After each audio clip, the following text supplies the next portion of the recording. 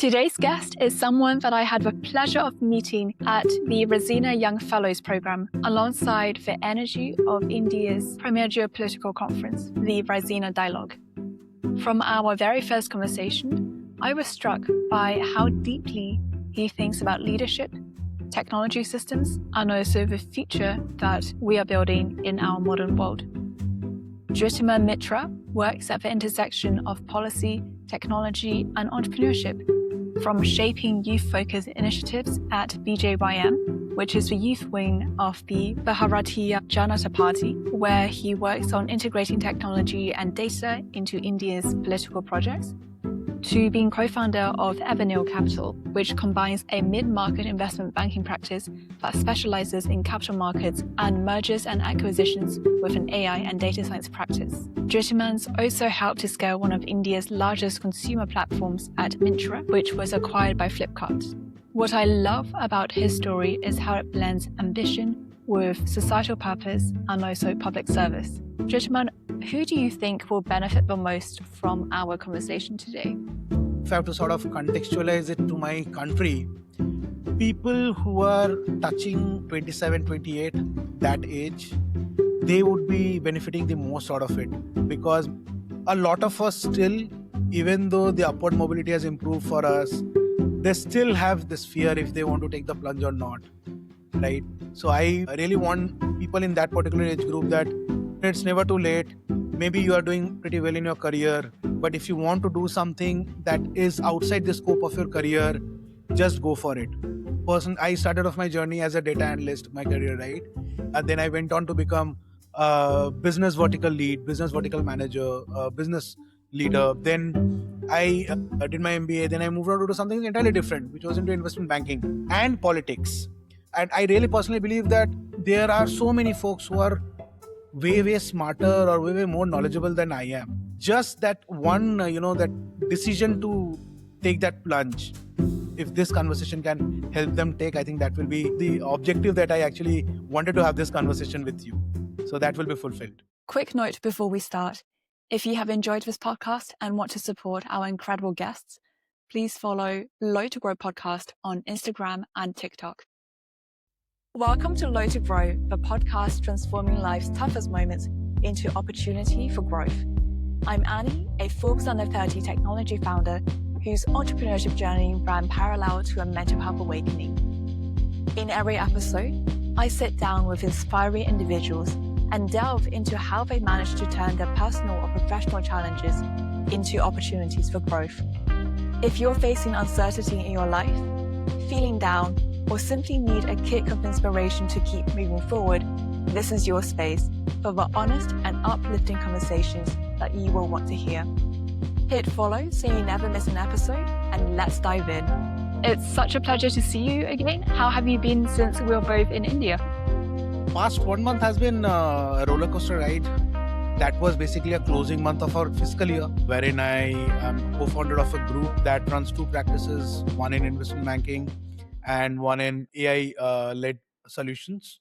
So these are the two sort of business practices that I typically oversee on a day-to-day basis. I have two other partners with me on that. And then there is another hat that I wear, which is of a political party's member in their policy research and training division. I am part of Bharatiya Janata Yuva Morcha, which is the youth wing of Bharatiya Janata Party, the largest political organization in the world. They have active somewhere around 160 million members that are enrolled on their membership. So I belong to the youth division of it. So and 6th of April, it was the foundation day of the party. We were celebrating the 47th foundation day, and I was in the core team that was responsible for launching the digital learning platform for all the political workers. We call them Karyakartas. The overall idea is to have them onboarded on our learning platform, and they have this 24/7 accessible platform wherein they can learn about party's functioning, party's ideology, governance, how do we build capabilities in the party workers to carry out a lot of functionalities. That could be maybe election management, could be organizational building, helping out the last mile of the society. I think it makes sense to be pretty hectic because you certainly wear a lot of hats. And I also noticed when we were both doing the Resina Young Fellows program, Yes. you were definitely still working even after the program had finished as well, going back to your day job. So, Dhritiman, where does your story start? Like, how did someone get into a position to wear the different hats that you do now? If I have to, throw light on my journey, so I was born and brought up in Bihar. That is a province in the eastern part of India. Unfortunately, since our independence, that has been a province that hasn't really accelerated in its growth journey. My family had a sort of a very middle class background. My dad was a serviceman in central bank, and my upbringing was very, in that way, very sort of orthodox and a very protected and a regulated environment, wherein the major goal was to, grow up, get a good job, lead a very secure and safe life, have a family, and then just, look for your retirement and then go about it. And the place that where I was brought up, entrepreneurship, or for that matter even anything entrepreneurial, wasn't really something that people aspired to do. Having a job in a government role was something that was very aspirational. Hmm. Same sort of values were inculcated in my generation as well while I was growing up. Then I did my undergrad in computer science engineering from a college which is in the southern part of the country, Karnataka, very near to Bangalore. It's called Manipal Institute of Technology. Therein, that was my first exposure to the, I would say the cosmopolitan side of things. There are very diverse views on things. People actually don't really see only one fixed path of career. There are optionalities which people can have. That was my first foray into encountering people having diverse views. It was a well spent 4 years. Then I started after my undergrad, I started doing my job. But I need to be very honest, even after my undergrad, I was not really very sure of what I wanted to do with my life. I was doing a job, but that was mostly for the sake of doing it. Thankfully, I belong to a family where I knew that sustenance is something that not a problem for me, but just for the societal sake, I'm doing a job for my parents' sake, for my family's sake, so that they don't say that their son is underemployed or unemployed rather. So that was my sort of initial journey. It was like almost a year in my first company, and I was not really liking the job that much, and I was sort of itching to somehow get out of it. But unfortunately, some new rules came, and there was like some 6 months notice period that anyone had to serve before quitting the organization. And I remember, Wow, what yeah. job function were you doing that made it So have a 6 months notice period? so I was a trainee decision scientist. The firm was into data analytics consulting to be very precise. We used to work with a lot of Fortune 500 companies who are our clients. We used to build their entire data system. We'll help them with analytics. I personally used to look after something called new capabilities, which was incorporating new technologies in the data system for the clients. That was actually sort of when I actually had this first encounter with something, how to incorporate technology into organization. So that actually is helping me a lot right now in my current role, which I will of course touch Mm. upon as we move on. So yeah, I think there was 3 months down the line of the notice period, I started looking out, I started appearing for interviews. And I think I still remember the number. I was rejected in 22 interviews. There were multiple reasons. There was fitment issues and all that. And that was, I think, the lowest point of my career, because I knew that whatever I'm doing, I'm not liking it. And for some reason, maybe I'm not that good enough that people are sort of, accepting my candidature. I really thought that I will just give up my this job in the private sector, and like many others back in my native state, I will appear for a government exam and see how things look like. I was that clueless that time. That I would say is the biggest sort of a turning point in my career, in my journey, which shaped me as a professional. To be very honest, that was I got into Mintra, which is the largest fashion marketplace in the country, and is also part of the Flipkart Walmart group. So when I joined Mintra, I that was my first brush up with folks who are very talented, at the same time very motivated, and someone who are very inspiring. So they were leaders who used to inspire with their own work. more than bosses, I would rather say that they were my seniors, and maybe elders in a lot of sense. They actually sort of held my hand and taught me things, how to do my work, how to even sort of write an email per se. I spent almost half a decade at Mintra. It's a great organization. I only have fond memories about it. And therein, I actually got a direction in my career that, okay, this is something I want to do. I want to grow and, become a business leader. Could be a startup, ideally a startup, because when I joined Mintra, it was technically a startup back then. So that was sort of my worldview back. That okay, I'll grow and grow up to become some business leader. Then I did my MBA. I did my MBA from IIM Ahmedabad, Indian Institute of Management, Ahmedabad. It is the most premier institution for management in the country. Mhm. That is, I think, the second turning point in my career, wherein I actually got to meet a lot of people who came from various backgrounds. At Mintra, it was very, I would say, it was a very verticalized experience, because everyone was coming to the same organization. Great people, but diversity in views, diversity in experiences was not really there. It was a very standard sort of a framework: engineering, maybe some sort of background in analytics and management, and you then enter the role that I was doing. I i was leading customer growth at Mintra. I almost drove around 30 million customer acquisition while I was there at Mintra. So, but of course, there was this lack of different perspectives, people who came from different backgrounds. When I joined my management course at IMA, that is something that struck me very strongly. That there are people who are coming from different backgrounds. Some are coming from defense, some are coming from bureaucracy, some have pure engineering background, some have aviation background. While doing my MBA, I met Varun, who's my batchmate. I also consider him my mentor. So Varun was already the national head for policy and research at BJP Youth. That is the interesting part, right? So that sort of a position he has come for doing his management, and he is my batchmate. So I met him, and he actually inspired me. And I always had an interest in politics, to be very honest. That is something also that ties back to the background that I have. I come from Bihar, Bengal, wherein politics is something which is a dinner table discussion every day. You speak with your parents, you speak with your siblings, you speak with your relatives, friends. No one can take politics out of you. Even though you're part of active politics or not, politics is the most discussed thing, along with, maybe I would say, cricket. So interesting. Like, what's the historical or I guess cultural reason for why politics is so omnipresent in Bengal? Till 1911, that is almost like 150 years of the British rule. Kolkata was Kolkata, and also known as Calcutta. So it was the capital city of the country. And Bengal had nurtured a active political culture in the state throughout, especially in Kolkata.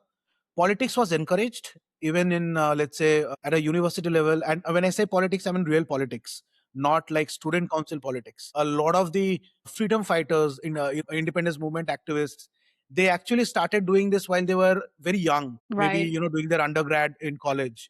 And so that was one culture that was developed in Kolkata pretty much. That also sort of owes to the fact that there was a very big impact of European culture on the overall psyche and mindset of Bengalis. So since 18th century itself, a lot of the professors at college were actually Europeans, and they inculcated the overall idea of this liberalism, ideas of questioning folks. So India, by large, before, it was a very sort of an obedient society, a very very sort of obedient to elders. We do have this a culture of I would rather say subservience, maybe, right, to folks who are senior to us. There is one professor Derugio. He was an European professor. He is actually called the Renaissance man of the Indian education system, and that time it was largely focused on Kolkata. So everything ties back to that period, like because it was so active in the college. People who passed out of it, they also encourage the new generations, and that just sort of went on, and it still goes on. Bengal, Bihar, they are very very, I would say, politically aware states, wherein every single person would have one or the other opinion. So you won't find anyone who says that, oh no, I'm not interested in politics. And I think the same, because of my upbringing, I had the same sort of an experience. But I never really had any avenues to channel my enthusiasm for politics. It was all being like voicing in inner circle debates, or max posting something on Facebook, because when I was in my mid 20s, then Facebook was a big thing, around 2015, 2014. That's the max I did, actually, for my interest in politics. When I joined my MBA and I met Varun, so he inspired me to sort of that you need to think differently. You cannot have this mindset that run of the mill, that okay, I will do my MBA, then will again join back my work, rise up the ladder. Rather think differently and see that if you have interest in politics, why don't you channelize that interest and do something which actually is tangible in terms of your contribution, in terms of even the recognition that you want to get out of it from your political contribution. And then fortunately at that point in time, policy and research team was actually being built. So I was one of the first members to be appointed in the policy and research team. And that's how my political journey started. After doing my MBA, I decided to go back to doing job, but within a year I figured out that somehow it is not working out. I was almost touching 29 that time, and I really wanted to do something different. Didn't really want to continue the same job cycle. And what happened was, politics was actually driver for that decision, because while doing politics, I can't really do my job, a full-time job. I would not be very productive, and I would not be very honest to whoever is my employer, because there is a lot of politics is a very ad hoc sort of an activity. A lot of the times it's very unplanned. You just jump into it. You just so I thought, okay, it's better that I kind of quit a full-time professional. Why not start my own business? And then along with two of my friends, we started my firm that is called Ever Nile. So yeah, so that is how my journey has been so far. Wow. I think it's absolutely fascinating that it was an MBA that actually catalyzed your transition from business into politics. And that's so interesting.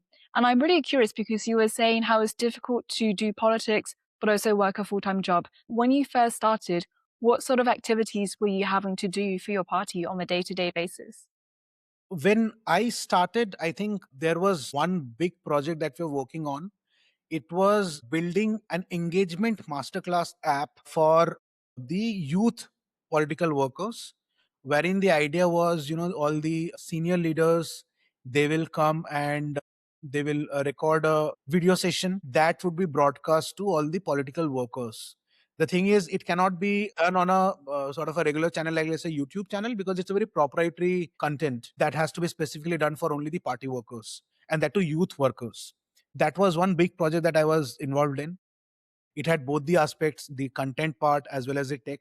It took almost a year to just have that platform built. And back then we didn't really have AI per se, so a lot of the content drafting that we had to do, it was all manual. We had to spend nights. Along with that, there was one program which was doing mobilization around the border villages which are near the Indian borders. The whole idea was that every border nearing districts and villages, a team of 5 6 folks will go and visit them, have a very in-person consultation with people, what their problems are, what are their responses, what has been their feedback so far on the governance, what are the things that they need. So it was a very on ground activity. I was one of the coordinators for that. I myself went to one of the border villages in West Bengal, which is called Taki. It has a riverside border with Bangladesh. So that was a very fascinating experience. But again, like when you do such kind of activities, right, which require a lot of time, a lot of bandwidth, you cannot really do a full time job. Well, like for example, this program of, let's say, visiting these border side villages, right? This happened during the weekdays. My party is a 24/7 cross 365 a machine, right? It works every day, every time, every second. And for that matter, no one can say, no, I have my weekdays, I have my office work, I can't engage. I tried doing that for a year. It was tough. I was doing a lot of hustling, side hustling, but then it was, and then I realized that it is better to be honest. I have to be honest to one organization, either my political party or my employer. And then that is how things happened. I think I would mention about one more program which was very interesting, was conducting youth parliaments for youth from across the country. So all the 36 states and union territories, which are basically the provinces, everyone joined from all these states and cities. It happened in Chennai, one of the capital cities in the southern part of the country. I was one of the core organizing members for that. That was my first experience wherein I was meeting people from all the parts of our country, different languages, different way of behavior. That actually, sort of made me realize what a large scale that I actually work at when I'm, actively working in politics. A lot of the time when I'm working, let's say, working on an LMS or working on content creation, work on coordination, we miss out on the scale that a political party in India works. It is massive. It's a country of 1.4, 1.5 billion people. So that was like one of the experiences I would really want to, sort of call out. Mm, those are really fascinating experiences to have had, especially at the beginning of your career in politics. I want to go back again to that transition point in your life when you had completed your MBA and you've gone back, I guess, to your job in tech. Yeah. It's a steady job for a well-respected, well-known organization. It gives you the stability that I guess your parents would have wanted and that your family would have wanted for you. Then you made the decision to essentially create a startup and also work for your political party. How did your family respond to that? Like, did you have to really negotiate with them and really kind of like fight to be able to do that? Thankfully, my family is generally supportive. I think I did kind of upset my dad. My dad was a bit unhappy for a few months, and that is understandable. But no one really said, no, you should not do it. It is more around, why are you doing it? Why are you, living a life of comfort, where you're getting paid well? You have a very comfortable trajectory, a set trajectory that you can sort of, look at. My family comes from a very sort of a middle class background, and wherein having a job and having a stable life is the most important thing. Having said that, no one really had an objection per se. Bit disappointed for a few months, but didn't really have to negotiate anything, didn't really have to, convince them. A large part of that also is because the party that I joined, that is the party of choice for my family as well. So in a way, they were happy that, okay, at least the, the political support or the political belief that is going on from generation that has passed on to me. So yeah, I think then things turned out pretty well then. That's really nice to hear. Going back to like, the relatively short few months of disappointment that your dad had with your career change, I feel like in a way that's almost the reaction of parents when they realize that they have to rediscover who their child is or has turned into. Because Yes. I think, parents, they see so many iterations of their child. And I guess as a child reaches adulthood, a lot of quite life changing catalytic events can happen in that child's life that the parents, wouldn't have 24/7 oversight on. And then when the child announces, oh, I'm going to make this change, which to the child makes complete sense because they've had to like really think about it. And then to anyone who isn't that person, so to the family members, it can come as quite a big shock. Yes. I just mentioned that because I think my parents had a similar reaction to when I left university with a master's. I think the Uh-huh. expectation was to stay in academia. And then I said, oh, I want to go into entrepreneurship.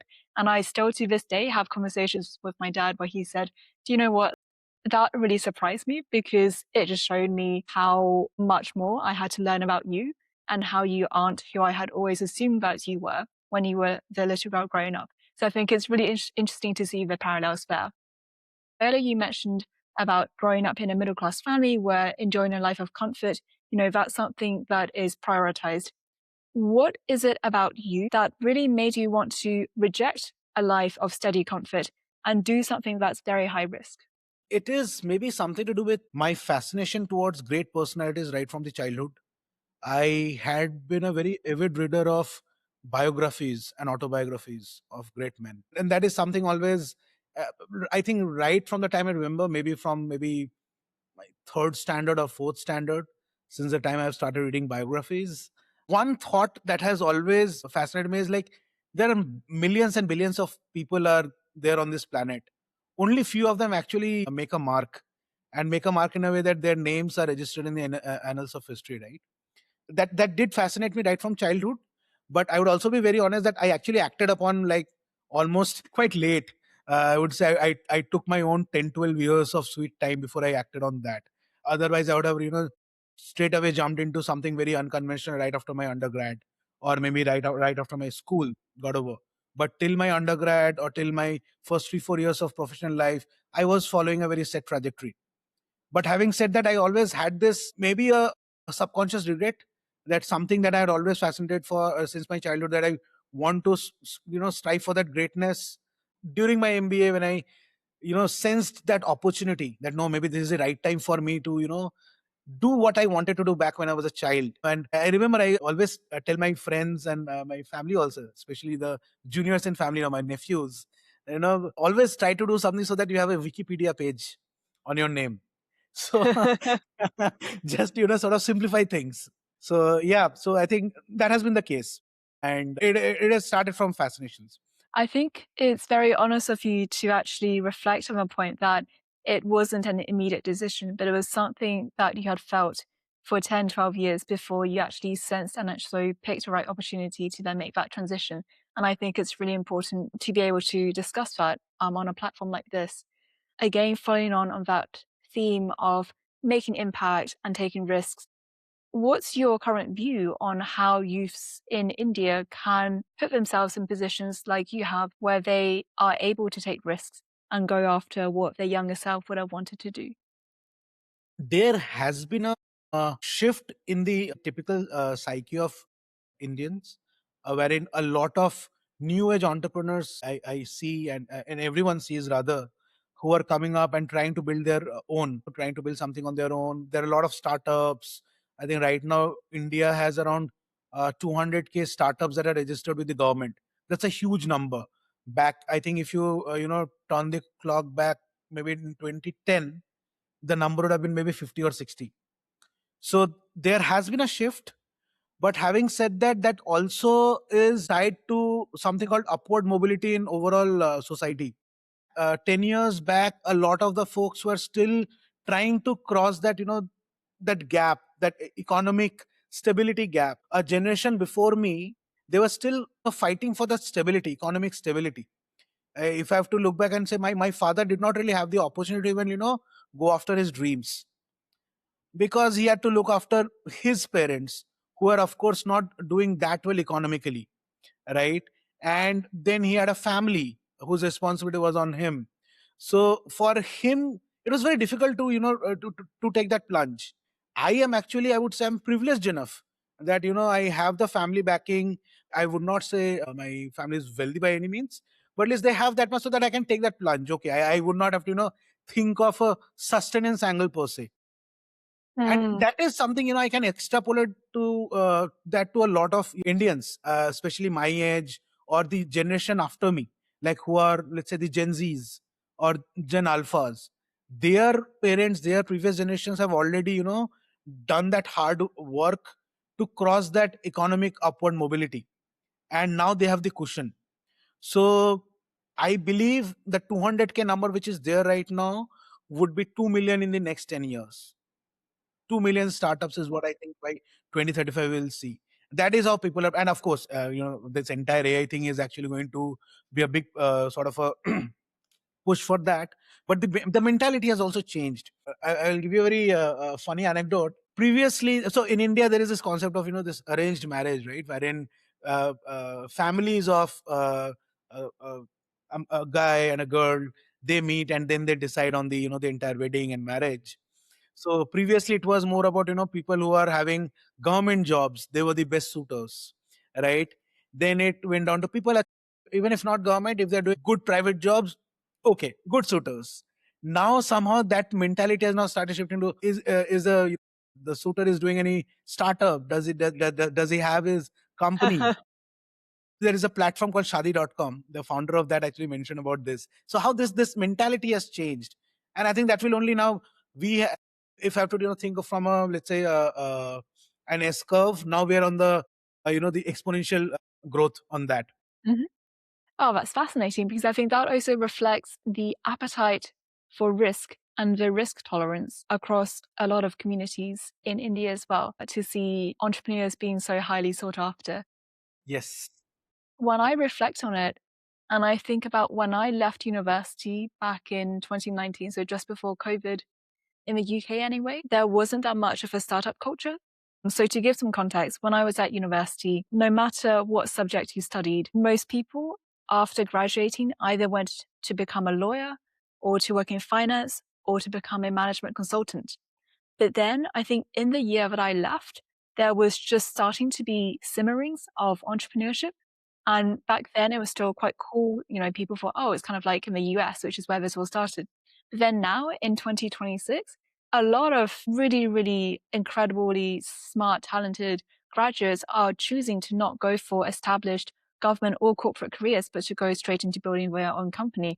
So I think in a way, even though India and the UK are geographically apart, I think what you mentioned earlier about different generations having different opportunities and then providing different foundational levels for their children to be able to spring from, that's very horizontal across these two countries. So that was really interesting to see. And for you, did you ever regret leaving a stable job? Uh, I would not say a regret. That thought comes, it's a very fleeting thought. It mostly comes out of frustration, let's say, because I'm doing business, right? So sometimes what happens is there are a lot of uncertainties. It's not very, like a certain like doing a job. The work that I do in investment banking, right? A lot of things are so uncertain that I don't have any control on them, right? So a lot of time deals don't go through. For a few seconds or a minute, maybe I would have that thought. Maybe I should have just continued doing that. Why are things so difficult? There is this quote also. So they said that things will be difficult, but they didn't say that it will be so difficult. So yeah, those are like fleeting thoughts, but don't really have the regret. It's after a minute or so, I'll like, no, this is what I have chosen. I don't regret. I enjoy building a business. I enjoy doing my politics. I think even a full time professional might have those, the fleeting moment of frustration that why when I'm doing a job I will just quit. So that is okay. I don't really think much into it. That's very true indeed. And it was interesting to hear you mention uncertainty because I guess in politics and also in running your own business, uncertainty is something that we all have to deal with. How do Absolutely. you personally manage and deal with the really high and sometimes quite widely fluctuating levels of uncertainty in your day to day life? It was very difficult at the beginning when I started this journey of entrepreneurship and politics together.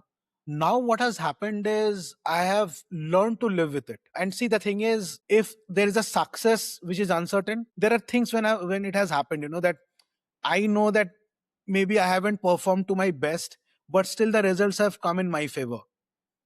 So that is also an aspect of uncertainty. People typically think of it only in a negative way, right? That uncertainty means, okay, the things will not go in your way. But then the opposite has also happened, right? I'll tell you about the learning platform launch only, right? This launch was supposed to happen at 11:30 a.m. There was suddenly a glitch at 9:45 a.m., like 1 hour 75 minutes before the launch. I was so frustrated that time, but suddenly started working. And there are things that happens in tech, right? And like, okay, this is also an uncertain, because I actually was about to tell my seniors that this is not going to work, but then it worked. So that was a very happy uncertainty for me. That is how I've started living. There will be moments wherein I think the things will go worse, but things actually come out to be better. So it sort of cancels out each other. So and then you start living with it. And what happens is every day in my life right now has so many uncertainties that I don't really think much about it. It has become part and parcel of the life. That's about it. I like that answer. I think it's something that I can relate to as well. And also, just to reflect back, I'm not a technologist, I don't code. But when I did try to learn a bit of coding last year, I think I was really surprised by how sometimes a lot of things just isn't in your control, even if you are the engineer. And I don't think I quite appreciated that. So now, when I hang out with friends and they talk about, kind of like server downtimes, etc., I kind of have empathy and a bit of understanding to why that is the case. And then, now when I speak with people either in tech or in entrepreneurship, or even students that are still at university or just about to choose different university subjects, one thing that everyone is uncertain about and gives quite a bit of anxiety, I think, is how AI will affect the communities and also will affect the talent pool. So I wanted to ask you, in what positive ways do you think that AI tools could be used to have positive impact in India? And in what ways are you afraid about the potential negative impacts that AI tools, in whatever form they are, can have in India? See, I really feel that AI tools, if used efficiently and in the correct way, right way rather, it is going to increase productivity like anything. I am seeing that day in, day out at my organization. If I have to talk about my firm, we have started incorporating a lot of automation in my investment banking side of things, and in the the data science and AI arm. That is any which we are very sort of a AI facing business. When the IB itself, initially we used to do maybe only run 2 to 3 mandates at a given time in parallel. Now that has gone on to around 9, 10, because the speed at which we are able to churn out deliverables, we are able to scale our working capacity with the same team members, right, and same number of team members. That has been fascinating. So that is something I really feel that if it is used correctly, and it again also boils down to mindset. At the end of the day, how is someone looking at AI? If someone is feeling threatened by AI, then invariably that person is going to fail because or not because of AI, because that person has already sort of given up. That, okay, this thing is coming to take up my job. Rather, it should be seen as an aid, how it can help us in increasing my productivity. I will tell you one simple example. I have a very cluttered folder structure. Couple of days back, I just used Claude Cowork to structure, keep everything in structure.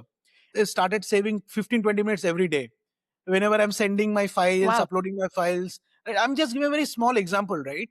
So if you use things in such way, it is going to increase productivity. I will tell you one example of how AI can be very beneficial. Tourism is not that structured. Tourism as a sector. And if you look at it, India, despite all the diversity in its geography, in its whatever it has to offer to the tourists, somehow it has not been a very structured play. Our government is actually taking a lot of steps in making it structured, making it even safe for tourists from different countries, and AI is playing a big part in it. AI is playing a concierge role for that particular sector. So that is one example, right? So it all depends on how we are able to use the the AI or the AI tools. The negative way is certainly, of course, there are a lot of jobs that we have. India is a big IT services market, right? And a lot of the jobs, the entry level jobs, that is something I would say a very repeatable sort of a job. Doesn't really require a very high proficiency in work, but it was there because someone has to do the job. Since AI is coming in with all this co-work and this perplexity computers, so there is a possibility that a lot of this works will be automated. The number of professionals who are doing this repeatable job, it is huge. It is not a small number. It then boils down to, I think, and to be very honest, this is something I feel that corporates and organizations, they need to come up and take up this as a responsibility and see how, instead of just doing a mass firing for cost cutting per se, this junior most tier of folks, how can they use AI to upskill themselves? Because if you look at them from a very individual perspective, right, they might not be the best people to upskill themselves using AI or for AI, because of a lot of maybe their responsibilities, maybe their own limitations or whatever that is, right? But if this is an initiative that is taken up at an organizational level, that is something the big corporates, big business houses, they need to take up as responsibility.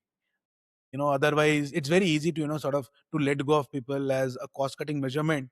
But having said that, at the end of the day, this entire thing is a system, right? If we do not have folks having jobs, who is going to be the end consumer at and then how the entire global economy thrive? If the consumers themselves are sort of going out of job, they don't have money. I am very active on Twitter. Somehow I don't see that voice who is talking from this lens, that everyone is talking about, the AI will automate things, will increase efficiency and all that. But this part also that needs to be taken up, and at an industrial scale. It cannot happen at an individual level, because I feel that at an individual level, we are not that powerful enough to contest against the power of AI. Then it needs to be taken up at a big level. That makes sense. I think it's you need the critical mass. So then, What role do you think that governments have to play in I guess either upskilling the junior software developers or perhaps moving them to do something else? Mm, It is about expanding the scope of work. I can give an example for my organization.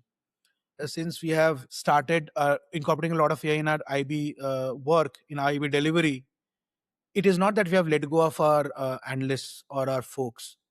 Rather, what we have asked them to, if you're doing a delivery work, why don't you use, let's say, a Claude or a Chat GPT to upskill yourselves and become a deal originator as well, wherein you yourself reach out to folks.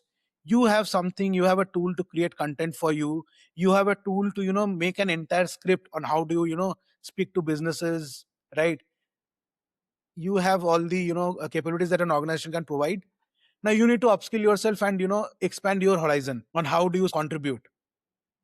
Everyone is now doing some sort of deal origination. That was not possible a year back because people were spending a lot of time in delivery, and we are a small organization. If we are able to, instead of just letting people go, wherein working capital is always a challenge for us, we have taken this decision consciously that if we are using AI, we are using it for constructive work, and we are using it for upskilling our workforce so that their horizon increases, knowledge horizon, their capability horizon.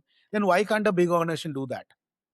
Whatever has happened in the last 50 years in the world of technology, for the last thousands and thousands of years, that haven't happened. So it is not like there is a limit to it. We can always see how we can have people use their time and all to bring up new avenues, right? And then there is this junior most people who were doing the repeatable, redundant job. They can now bring into the new sphere of work. So that is how we can sort of protect them as well. I like that. So kind of like each individual making themselves into a self-driving a machine that's continuously learning and, using the latest tools to be able to contribute more, Yes. whether it's to their own organization or whether it's to the public service as well. And for you, what is one thing that you believe will allow more people to have better mental health? I think sharing with people, sharing with closed ones, could be your partner, your spouse, your parents, but don't keep things in your mind for a lot. I personally used to do that a lot. I'm a bit embarrassed to say, but I have this thinking that why should I share my whatever whatever mental ghost that I'm going through. I am strong enough. I should not let people see the mental weakness. What would people think of me? Maybe it is a taboo if I tell people that I'm really struggling at this point in time. I really need some sort of, if someone can just come and say, no, Dhritiman, just keep on doing things. Things will be better. Fortunately, I have my wife, my good friends who are always there, and I just keep talking to them. This is something that I'm really struggling on. This is something I'm not enjoying. So I talk. I don't keep things in my head. And it could be as simple as, let's say, if someone spoke to me in a tone that I did not like, I would not, sort of keep it to myself and would replay that situation again and again. And that once upon a time, what happens, you start blaming your own self. That okay, maybe I would have done something that way, that's why that person spoke to me in that tone. If you didn't like, you just say that, hey, listen, I did not like the way you spoke. Is there something we can sort of work on it, and how we can ensure that? I have done that sort of conversation as well. So share, open up, talk about it. I think that helps a lot. Thank you so much for sharing that. I think they were really relatable points and also some really actionable points that hopefully can help someone who's listening to Low to Grow. It's been such a pleasure to have you on the Low to Grow podcast. Thank you so much, Annie, for having me. It was really wonderful speaking to you, and looking forward to seeing you in India soon. Yes, definitely. Looking forward to that. Well, thank you very much. Thank you. Thank you for listening. You excited for the next episode? Follow Low to Grow podcast on Instagram and TikTok to keep in touch with new announcements.